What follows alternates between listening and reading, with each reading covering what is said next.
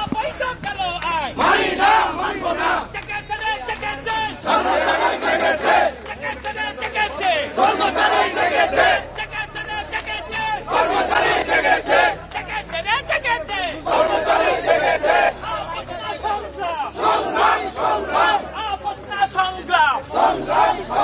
আমরা চাচ্ছি যে সরকারের সাথে নেগোসিয়েশন করে আলোচনার মাধ্যমে আজকেই আইনটি প্রত্যাহার করার জন্য।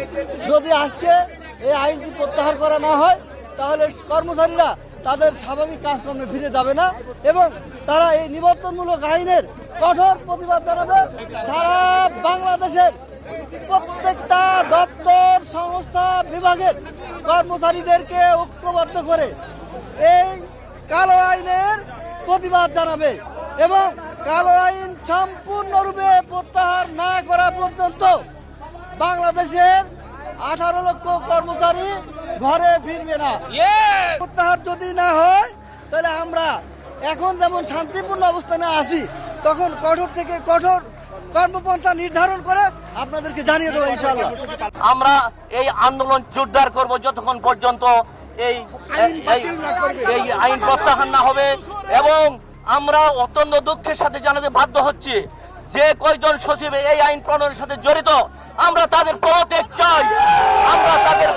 চাই, আমরা এই চুক্তিভিত্তিক নিয়োগ বাতিল চাই।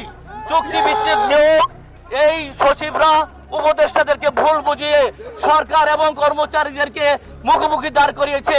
আপনারা দেখেছেন এনবিআরও একটা এরকম প্রবলেম তারা সৃষ্টি করেছে। কি দরকার ছিল বাজেটের আগে তাদের এখানে হস্তক্ষেপ করা? কি দরকার ছিল আমাদের এই আইন করা? এখন কি এই আইন করার সময়? তারা কি এর গভর্নমেন্ট তারা এখন এটা রুটিন দায়িত্ব পালন করবে? তারা পলিসি মেক করতে পারে না।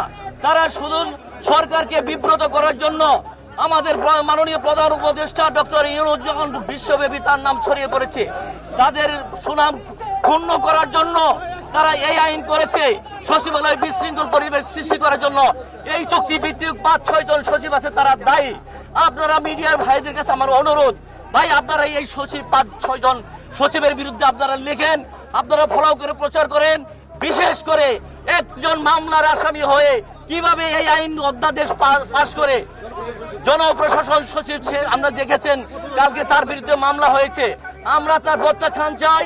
আইন শৃঙ্খলা বাকি বাহিনীর কাছে আমাদের অনুরোধ, আপনারা তাকে গ্রেপ্তার করে সচিবালয় থেকে বের করে নিয়ে যান। যদি তা না নিয়ে যান তাহলে আমরা তাকে গ্রেপ্তার করে পুলিশের হাতে দিতে বাধ্য হব। মহোদয়ের সাথে কথা বলছি, ওনারা প্রত্যেকে আমাদেরকে ব্ল্যাকমেইলিং করছে। আমরা এর প্রতিবাদ জানাই। যদি আজকের মধ্যে যদি এই গ্যাজেট প্রত্যাহার করা না হয়, আমরা কর্মকর্তা কর্মচারীর কাছে বিশেষভাবে অনুরোধ জানাচ্ছি, আজকে আপনারা 4টার মধ্যে যদি এই প্রজ্ঞাপন প্রত্যাহার করা না হয়, আল্লাহর হস্তে আপনাদের কাছে অনুরোধ রইল, কালকে প্রত্যেকটা লোক 3 দিনের সিএল ছুটি নিয়ে সচিবালয়ে আসবেন না। কোন লোক যেন আজকে আমাদের এই কর্মসূচি আগামী দিনের জন্য আপনারা প্রস্তুত থাকেন। প্রত্যেকে 3 দিন ছুটি নিয়ে আপনারা সিএল ছুটি নিয়ে বাসায় বসে থাকবেন। যে সচিব বা যে কোনো কর্মকর্তা আপনাদের বিরুদ্ধে যদি ব্যবস্থা নেয়, ইনশাল্লাহ আমাদের শরীরে বিন্দু পরিমাণ রক্ত থাকা পর্যন্ত জবাব দেবো ইনশাল্লাহ। পিছপা হবে না। মাঠে যখন নেমেছি মরতে শিখেছি, জেল খেটেছি, যতই জেল জুলি ভুলিয়ে হোক। আরে 5 জন সচিবের মধ্যে একজন মোস্ট ক্রিমিনাল হচ্ছে জনপ্রশাসন সচিব মুখলেছুর রহমান সাহেব। আপনি ভুলে গেছেন 12 বছর এলপিআর থাকার পরে আবার চাকরিতে আসছেন। আপনার মিষ্টি মিষ্টি কথা শুনে মনে করছেন আমরা ভুলে যাব?